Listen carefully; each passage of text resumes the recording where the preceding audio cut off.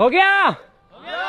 तो गाइस यार फाइनली काफी दिनों की मेहनत के बाद हमने हमारा जो अंडरग्राउंड हाउस था उसे पूरी तरीके से पॉलीथीन से और तिरपाल से कवर कर दिया है। लेकिन गाइस जो पानी आने वाला है उसकी जो मात्रा है वो बहुत ज्यादा होगी, तो हो सकता है कि हमारा तिरपाल फट भी जाए, लेकिन फिर भी भरना शुरू करते हैं। पानी भी इसके अंदर बहुत ज्यादा चाहिए होगा हमें। आप देख सकते हैं कि चारों तरफ पानी फैलने वाला है और पानी के लिए भी हम बिल्कुल तैयार है। तो गाइस यार अब क्या करते हैं, फाइनल स्टेप है कि हम इस टनल के अंदर पानी भरना शुरू करते हैं। टनल के साथ साथ में जो बाकी के कंपार्टमेंट्स हैं उनमें भी पानी भरना स्टार्ट हो जाएगा।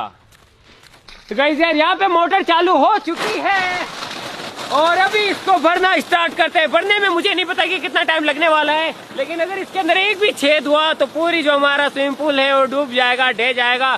तो दुआ करना कि कुछ भी ऐसा ना हो। बाकी पानी बहना स्टार्ट हो गया है, देखो।